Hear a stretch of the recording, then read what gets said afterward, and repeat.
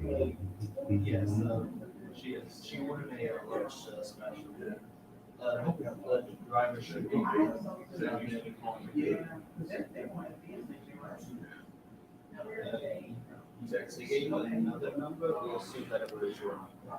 We are now live from Mad Mushroom Pizza here for the Sports Stove Tailgate Show, getting us ready for the Sam Houston State kickoff at 6 o'clock tonight. And I want to encourage you to come on down to Mad Mushroom and be a part of the program. If you come in for the show, you're going to get 10% off your order, and it will not go wrong. You get cheese sticks, some pizza, whatever you want. My kids are here already chowing down, eating almost a whole pizza already themselves. So come on down and be a part of the program.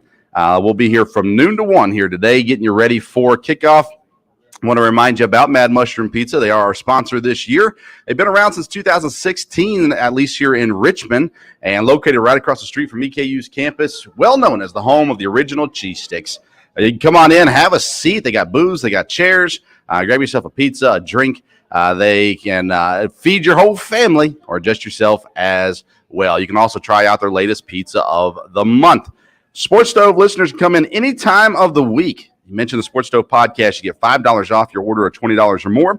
Or you can order online, madmushroom.com. Use the code SPORTS5, and you'll get that same $5 off your order of $20 or more. We got a great show lined up for you today. Had a quick substitution.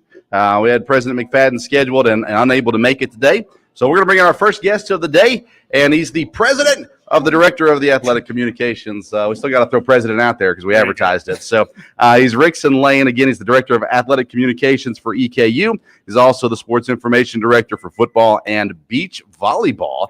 I saw them out practicing the other day, beach volleyball. Yeah, and after it. A little cold for beach volleyball, but hey, it makes it happen, right? It's going to be colder when the season starts. Yeah. They kick it off in about January or February. It's going to get a lot colder than it is now.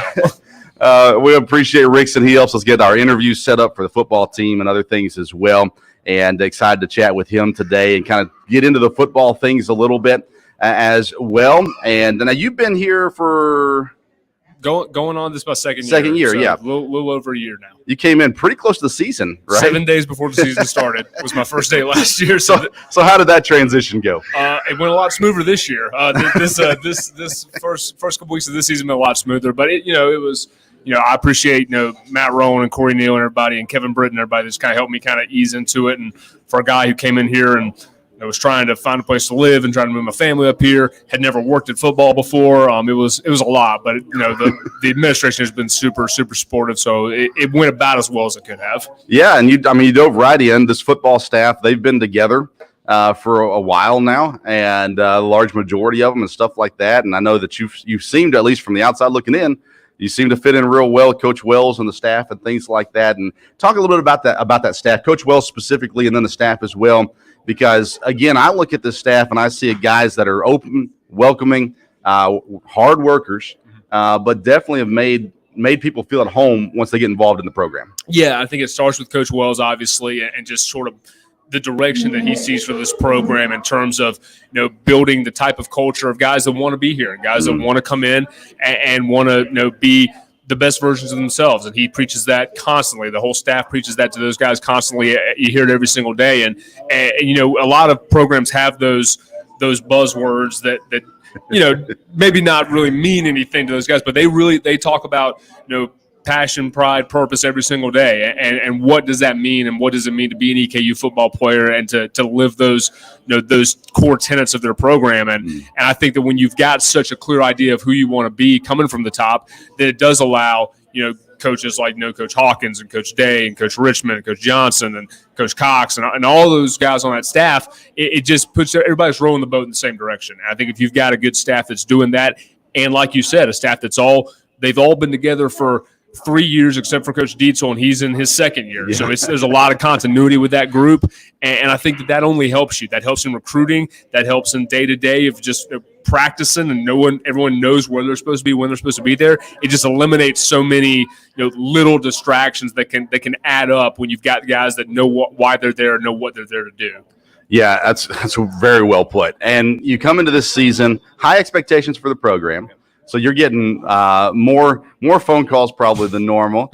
And then right before the season, Coach Wells has the heart attack or the cardiac episode, Yeah. And he calls it a heart attack, so that's what I call it too. But that happens, and now all of a sudden it's like, okay, well, we got a football team without a head football coach, and at the early stages had no idea how long it was going to be that way.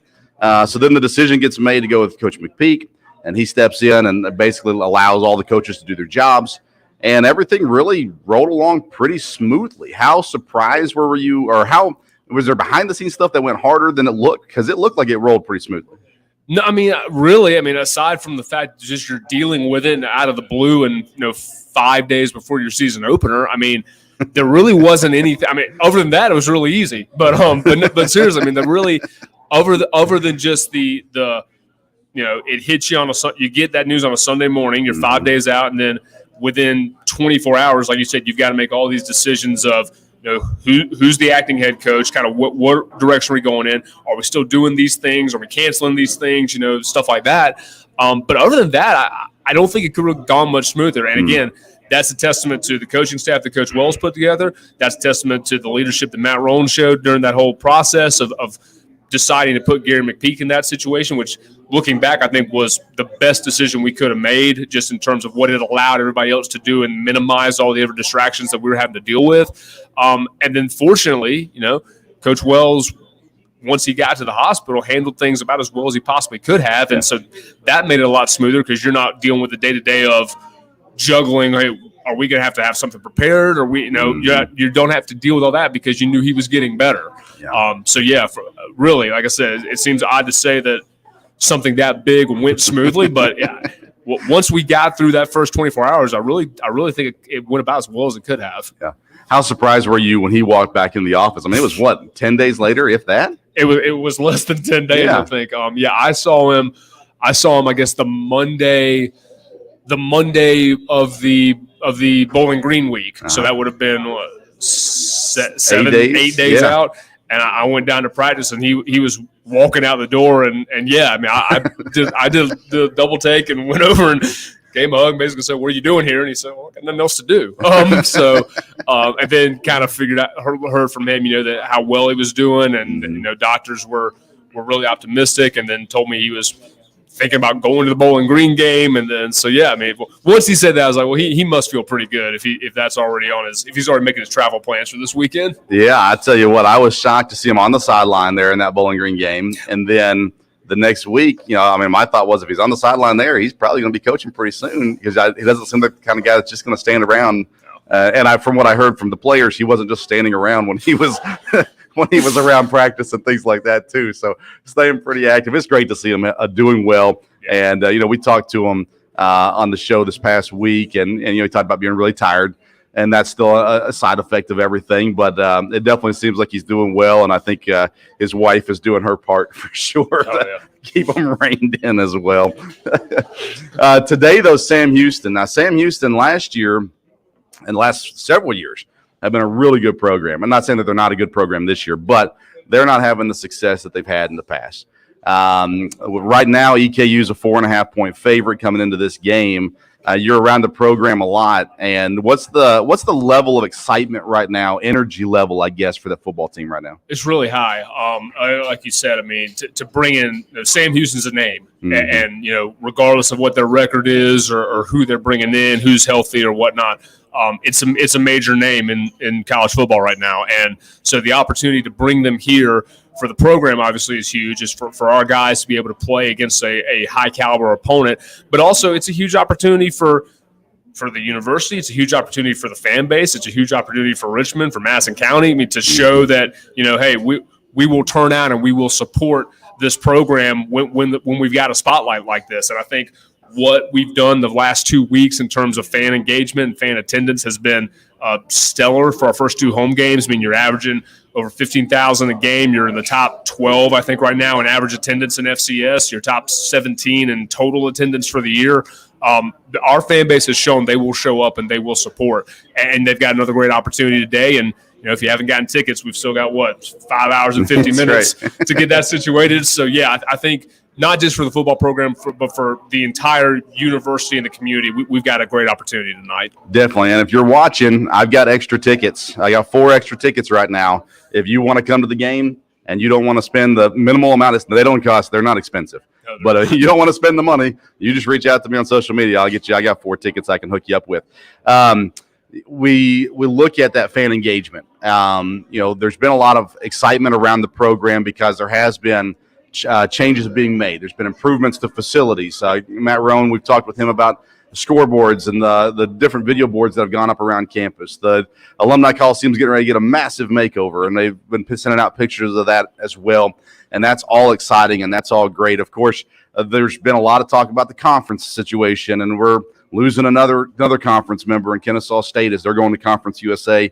Been a lot of hatred for Western Kentucky going out in the social media world right now, but it's not just Western Kentucky. But nonetheless, the goal is, I'll ask it this way because I know you are not going to give me what I want. So I'll ask it this way. The goal is clearly moving forward.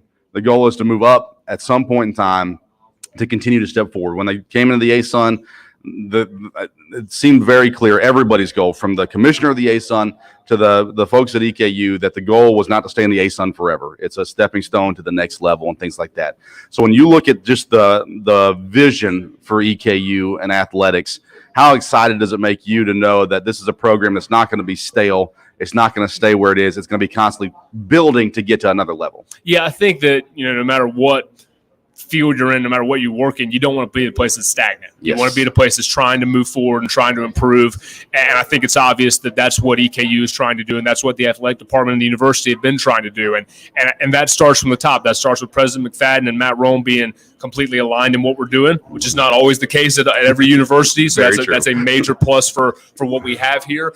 And from there, it just kind of trickles down to everybody in the administration, everybody in the departments. And yeah, I mean, I think obviously, like you said, you want to be at the highest level, wherever that is. And I think that EKU is, it's making the steps necessary to position themselves to have that opportunity if that opportunity presents itself. But, right now, you've got a chance to be the first ever champions of the ASUN, which is something that, is going to be, a historic event and historic outcome. And you've put yourself in a position to compete for that right now. And not just in football, you've got opportunities for the first conference championship across all of your sports right now in the ASUN. So, I think that there's always an eye toward the future, because in this business you have to have an eye towards the future if you want to compete. But right now, I mean, nobody's really worried about that right now. I'm sure the guys are going on the field. They don't care what conference we're in right now. Right. They're trying to win a football game and a major game tonight over at CG Bank Field at Roykins Stadium. As the director of athletic communications, you're dealing with these athletes. I'm sure you try to help them in some ways to say, hey, make sure your personality shows in some of these, because I know the college has been great. I've interviewed some high school kids in the past where, they're very polite. Yes, sir. No, sir. But that doesn't help an interview go along very well. But on this EKU football team, you got some personalities. Yes. And you got guys like Matt Jackson, who's always talking. And then you bring in new guys like Chase Lassiter, who have a unique personality as well. You've got D linemen with personality, O linemen with unique personalities. Then you've got, of course, the skill players. I won't call them divas, but they've got a certain persona to uphold as well. What are some fun things, I guess, about your job that you get to see with these athletes? The best part, I've been doing this for 8 years now across different levels, and the best part about this is working with the players. Yeah. I mean, far and away. I mean, to see who they are when they come in, often as 18-year-olds, and then to kind of watch them mature and kind of grow, and then they leave when they're 22 and 23, and those are people. There's people from my old school that were there, and I still keep up with. I'm still in touch with them, so that's the best part. As far as this team is concerned, obviously, everyone knows Matt's a personality. There's a reason Matt was at Media Day. Yeah. Other than the fact he's an outstanding linebacker, but he's a good interview. Yeah. But then it's fun when you bring in guys like Chase, who I personally didn't really know a whole lot about him. I knew where he came from, and I knew he was a linebacker. But then you get to interact with them during practice. You get to sit in on their interviews and stuff like that, and kind of hear their backstories. We've got, like you said, the guys up front. Kelton Dawson and TK McClendon are two of my favorite people on that team. They're such cool personalities to be around and guys to work with. And then you've got our receivers, Jaden Higgins and Jaden Smith, who They don't really talk a whole lot, but they're good. They're good interviews. Braden Sloan is a fascinating interview when you talk to him. A guy that's really got a cool story and being a local kid. Everyone knows about Parker McKinney, and he's not. You don't think of him maybe as a major personality, but he's a really cool person to talk to and kind of hear his story of how he got here and everything that he's gone through. And and then even up front, guys like K'Ron Calvert, who came in from Tennessee and had that relationship with Coach Wells, and that's a guy that wants to go off and think he wants to be a park ranger and work with kids and stuff like that. And guys like Howard Watkins, who is building a business with his mom and is trying to get back to doing that when he gets out of school. You've just got so many of these interesting stories with these guys.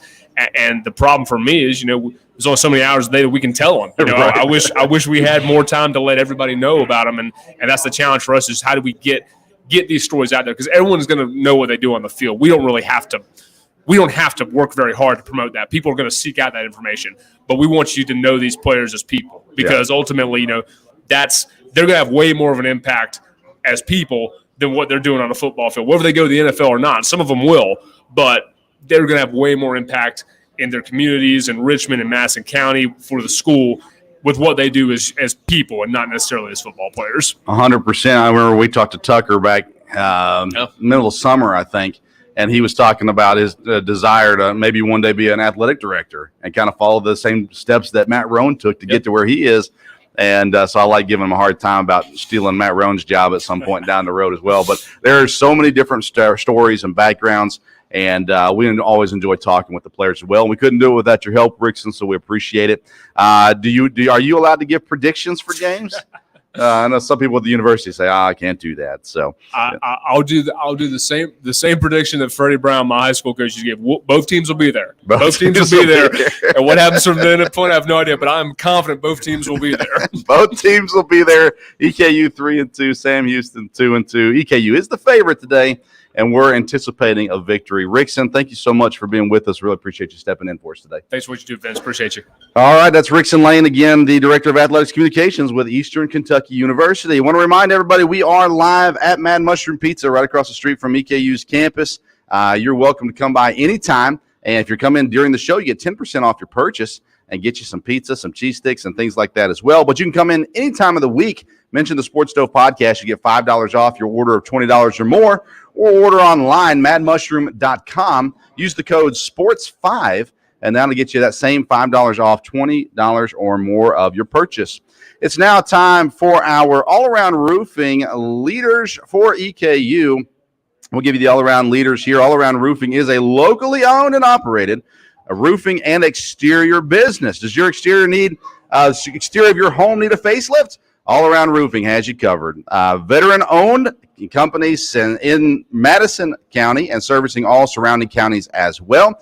From roof repairs and replacements to gutters, siding, windows, soffits, chimney flashings, and so much more. All Around Roofing provides quality work and friendly service that will leave your house looking great. Call today at 859-489-5179. They're going to come out and give you a free quote. I promise you, I've used them at my house. You will get excellent service. And they're great people as well. All Around Roofing. You can look them up on Facebook, All Around Roofing KY. You can see some pictures of their work as well.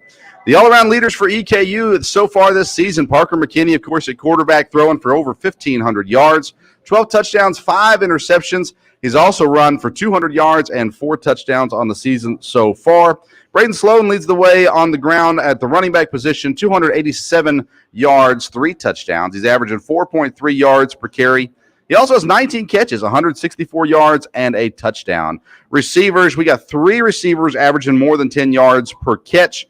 Jaden Smith, he's got 345 yards on 28 catches, 3 touchdowns. Jaden Higgins, 21 catches, 336 yards, and 3 touchdowns. Cornelius McCoy, 13 for 145 and 1 touchdown. Of course, Dak Allen injured and out, so we're going to see which tight ends step up. Joseph Sewell has been the other tight end getting the most time, but he's been used more as a blocker so far this season. Coach McKeithen told us that he would be used as a receiver, but we'll see if some of the other guys get more opportunity as well as the season progresses. Defensively, Chase Lassiter leads the team with 41 tackles.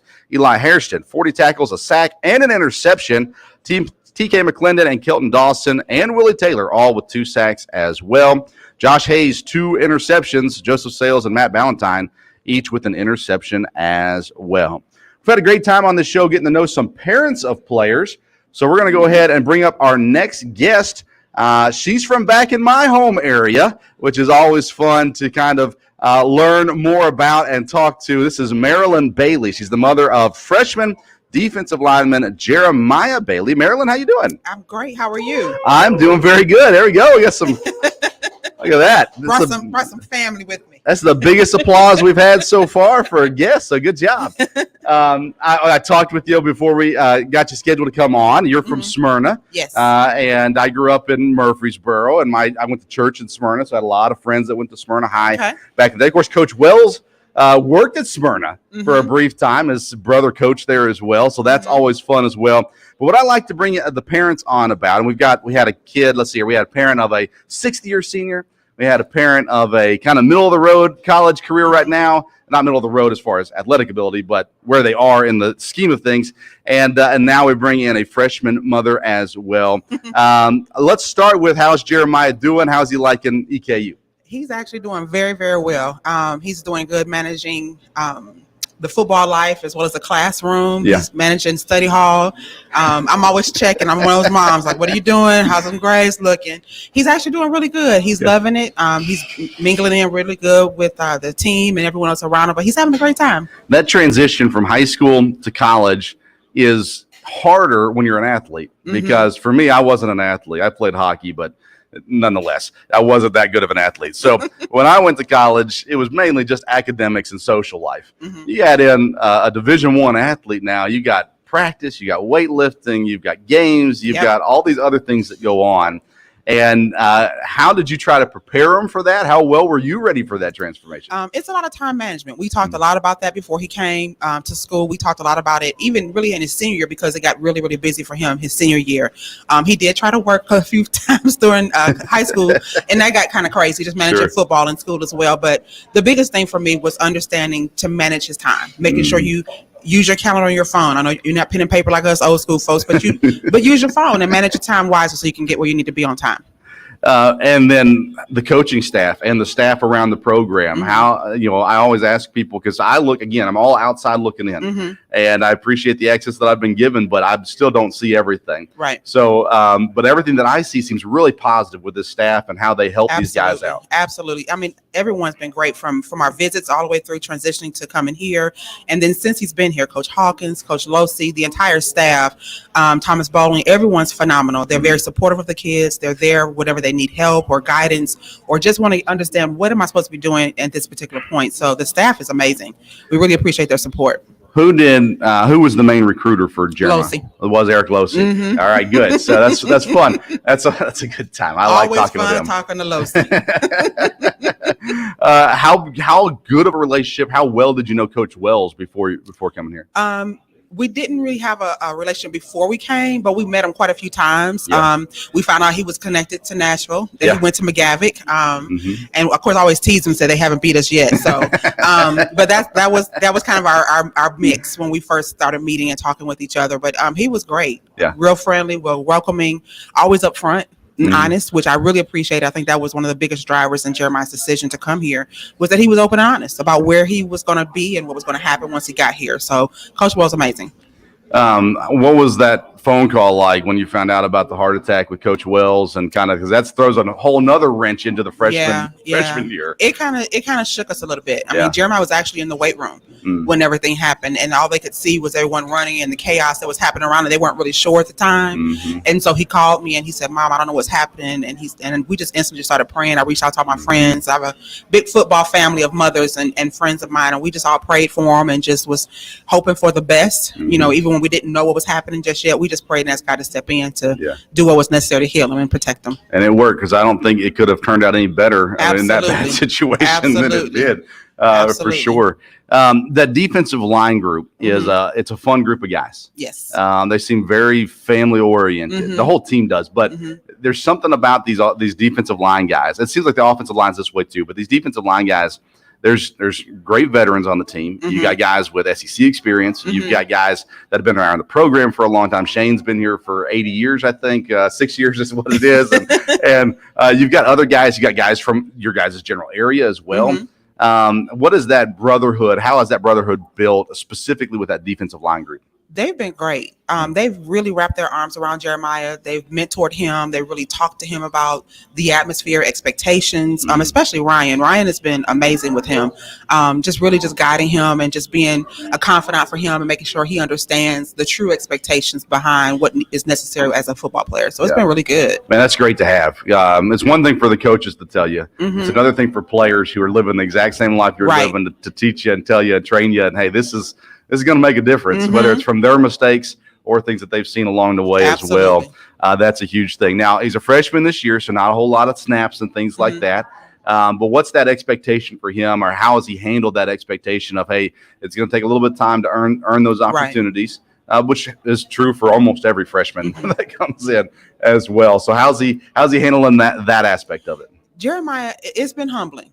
He's been on the field, starting, leading since he was 7, 8 years old. So being in this position is very humbling for him, but it's given him an opportunity to learn more, increase his football IQ.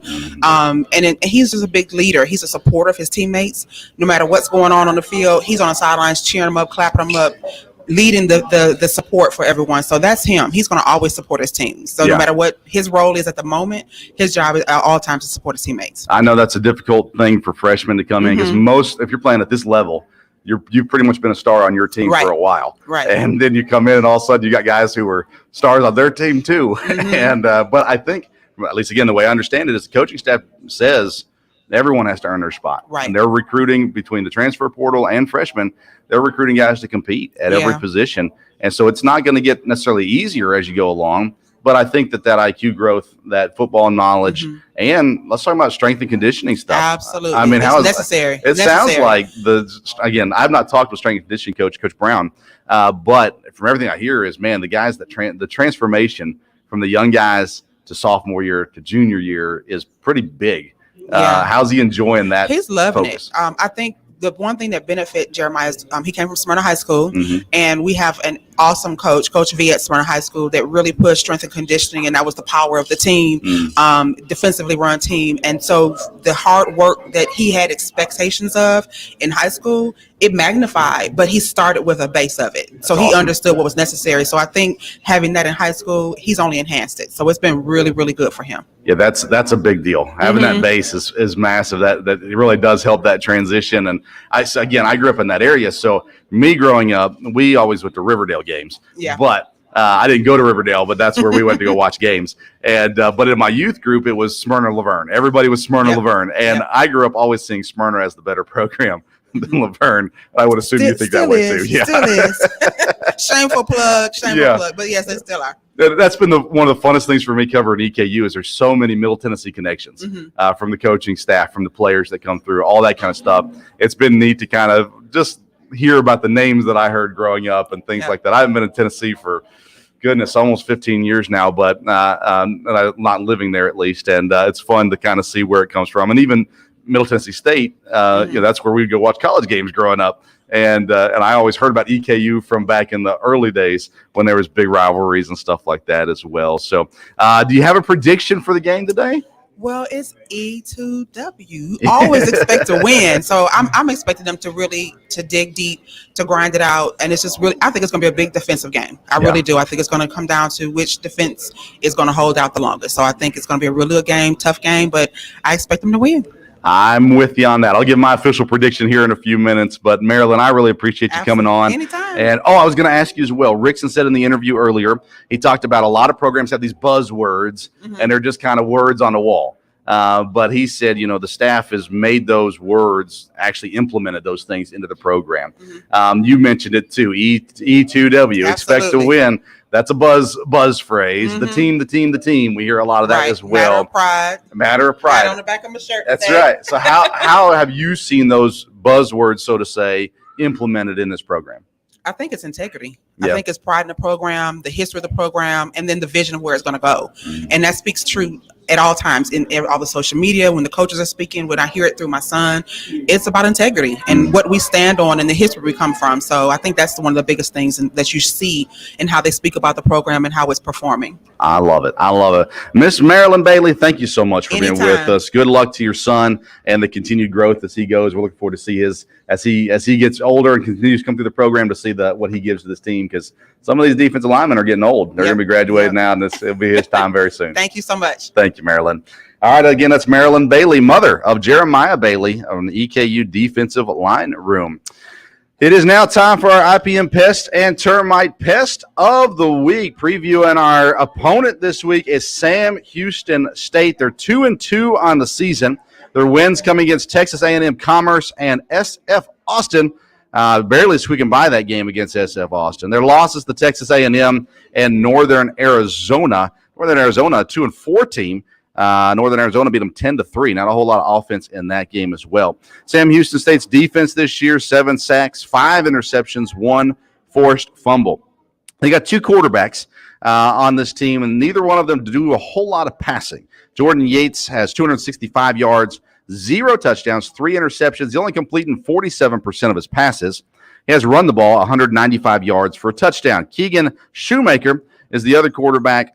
He has thrown 226 yards, 2 touchdowns, 2 interceptions, throwing for 38% completion percentage, 91 yards on the ground, no touchdowns there either. 2 running backs we'll see. Desmond Jackson, 161 yards and a touchdown. Zach Herbasek, 140 yards and a touchdown. And then they got a couple receivers that have done a little bit of damage here and there. Basically, their season stats match up to our guys' one-game stats. But Noah Smith, 12 catches, 124 yards, and a touchdown. Cody Crest, 11 catches, 120, and a touchdown. And Ife Adaye, 9 catches, 109 yards. Tight end Jackson Sherrard will have an impact as well. 7 catches, 72 yards so far on the season. So Sam Houston State is our IPM Pest and Termite Pest of the Week. IPM Pest and Termite, Central Kentucky's neighborhood pest professionals. Get a hold of them. They can take care of your spiders, those stink bugs that you've been seeing around, centipedes, and any other pests that you have. Get more information at myipm.com. That's myipm.com. All right, it's time for our last guest of the day. We saved the best for first. No, I'm just kidding. For best for last. Welcoming into the show now our friend Andy Owens. He is the Central Kentucky East Fellowship of Christian Athletes Director and runs the EKU FCA as well. Andy, how you doing? Doing well. Thanks for letting me come over. Man, it's great to have you. We've had lunch and coffee a couple of times and talked a lot as well. Of course, most people who listen to my show know I pastor here in the area, and so it's always great to see opportunities for the students. We're big on the athletes at EKU. We like to have them on the show and talk with them and things like that. And it's always nice to know that there are opportunities out there for the students to have someone who can come and help them find a church home, help them find just the advice, counsel that they need, and others who maybe weren't looking for it but found it once they got here as well. Yeah, for sure. But also one of the things I want to talk with you about is you work a lot with the football team. Yeah.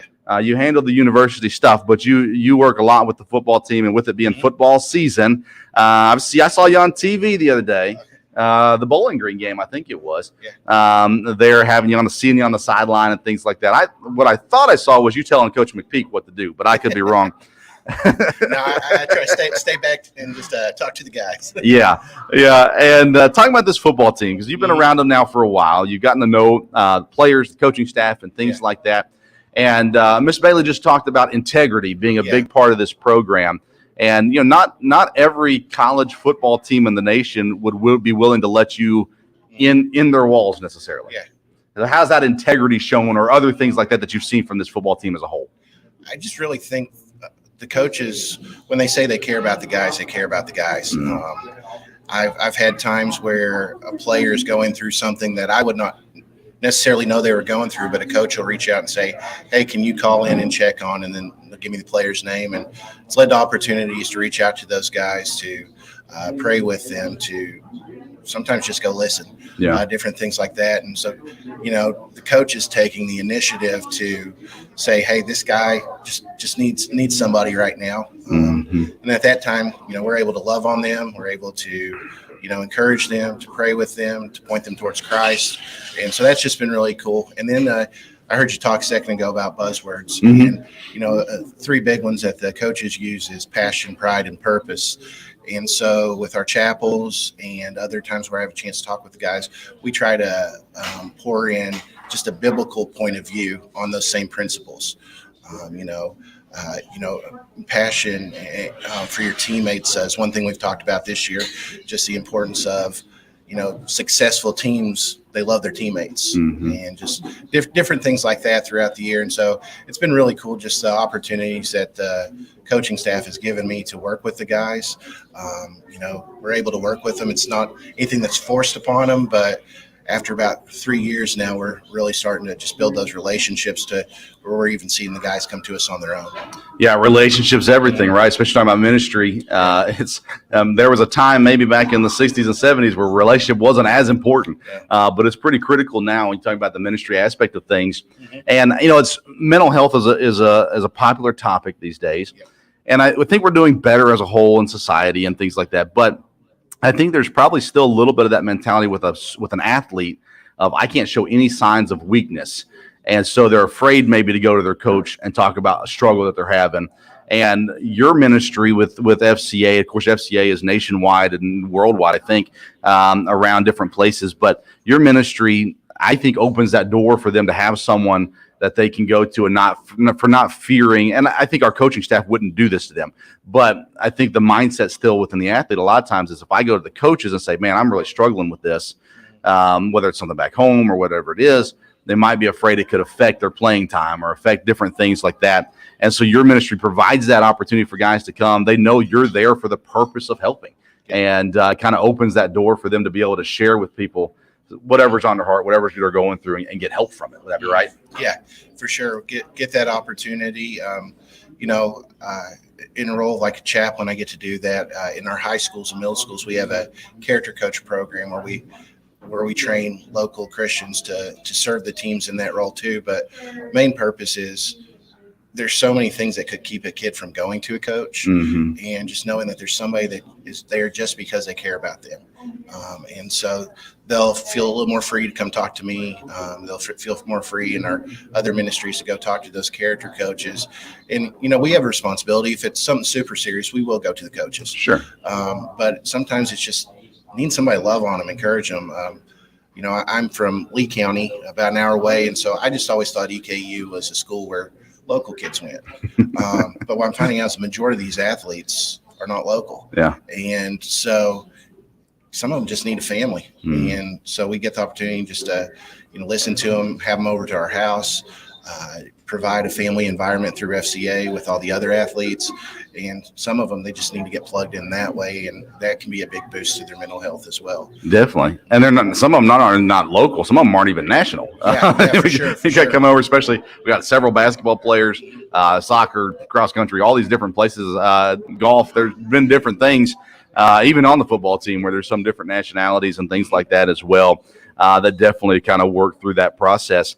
And it's great to have. One of the reasons I want to have you on is we've talked with so many athletes through our 2 years of the program, and having them come on the show and things like that. I want to make sure they're aware that, man, there's something out there for you. If you don't know about it, there is opportunity out there for you. You've got a good core group of student athletes that are coming to your stuff every week, and hopefully they've heard about it from them. But if they haven't, we want to make sure they know it's there. There's an opportunity for them to get some good fellowship, good biblical counsel, biblical teaching, one-on-one training opportunities. There's all kinds of opportunities for them there with FCA. Yeah, and we want to do that. We want to, FCA's mission is to lead every coach and athlete into a growing relationship with Jesus Christ and His church. So the first thing we want to do is we want to, share the gospel with them. Then from there, make disciples. And a big thing with our athletes is we want them to realize God's given them an amazing platform. And so whether that's using that platform to go back on campus and reach your fellow students, or even some of them have been going out to the local high schools to share their testimonies. Just, all right, God's given you this team, this opportunity, like Esther says, for such a time as this, use that opportunity for the kingdom. Yeah, I think it's a great point. There is a platform, whether it's, you're talking about the platform you could have with a kid as a college athlete. Any kids program would love to have you come and talk with them. You have an opportunity with kids, with young people. you do have an opportunity in your locker room, in your classroom, in your dorm room, wherever it may be. Plenty of opportunities, and for some, they're going to have a bigger platform in the years to come as well, depending on where their career takes them and things like that. Also, tell us a little bit about when you guys meet, where if people are wanting to be a part of the program, find the program, like how does all that work? Yeah, with FCA, every Monday night we meet with EKU athletes. Southland Christian Church has been great, and they let us use their offices here in Richmond, and we meet there every Monday night at 8, and it's just a really cool time. We do everything from games and activities to we have student testimonies, so they get to hear other athletes sharing what Christ has done in their life. We do different speakers.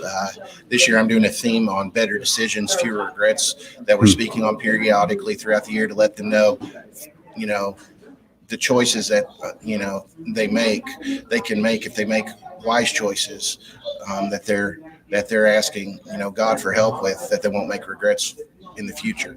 And so I've been working with them on that. But then throughout the week, we do men's and women's Bible studies on Wednesday nights, meeting with different athletes for one-on-one discipleship throughout the week, and then just different events that we can serve the athletes as well.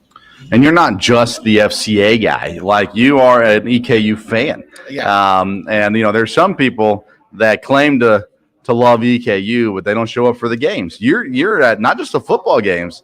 You and your family are pretty active. You like to get to the games and things like that. So I'm going to take football off the table for the second. Okay. All right. What's the most fun thing that you like to go to sports-wise at EKU outside of football? Well, as far as my whole family's concerned, I have 2 little kids, a 10-year-old and a 12-year-old. And so they would say anything that they could get up on the Jumbotron on. Get them on that screen. If there's an opportunity like basketball or volleyball that they could be seen dancing up on the Jumbotron, that's what my family wants to go to. Now, you growing up, what was your favorite sport growing up? Basketball. Okay. So I grew up loving basketball. From Lee County, we didn't have football. Yeah. We were too small. And then in college, I got the opportunity to went to Moody Bible Institute in Chicago, and got the opportunity to work with the basketball team there. And then our gym was the nicest facility in that area, so I got to work with a lot of Big Ten and then the NBA as well. All the teams that played the Bulls practice at our facility. Yeah. Work with the NBA pre-draft camp, all that. So, well, man, that's fun. Basketball. Basketball is a fun one. It's starting up. We're less than a month away, I think, for Yeah. first basketball game coming up as well for that. But prediction for today: EKU versus Sam Houston. I think if our guys go out there and do what they're supposed to, I think they'll bring home the W. Yeah. So, Do you think it's a convincing win or a close game? I think it'll be close. Okay. Just because just knowing how good Sam Houston was. Yeah. Last year I was with the team when we played them down there, and they're a fiery team. I know they're not really playing for much more than pride this year. Right. But I think sometimes that's even more dangerous. They can be dangerous, especially if you're sleeping on them as well. Andy Owens, he is, again, the Central Kentucky East FCA Director, Fellowship of Christian Athletes. If you're a athlete or a parent of an athlete, I encourage you to look up FCA and get involved there with the program. It's not just Andy. There are other people involved as well. And it's exciting, again, to have that opportunity on campus to be a help. And it's an encouragement, something we pray for at our church as well for you guys. And I'm excited to see what you're doing. Thank you very much. Not a problem. Hope you can enjoy some pizza. All right. All right. We'll see you later. Thanks, Andy. All right. That's Andy Owens again from the FCA, Fellowship of Christian Athletes here at EKU. We were just talking about basketball. Got to make sure we wish A.W. Hamilton happy birthday. Coach Hamilton's birthday is today. The most exciting coach in college basketball. And excited for him to continue to age. He's aging so gracefully. But happy birthday to Coach Hamilton today. And I know they got basketball stuff going on today here just a little bit as well. But excited for him. It is time for my prediction of the EKU Sam Houston game. I look at Sam Houston and what they are this year. Again, they lost to A&M, but that's expected. A&M was the number 6 team in the nation at the time. That was 31-0. Then they lose to Northern Arizona 10-3. Then they start winning.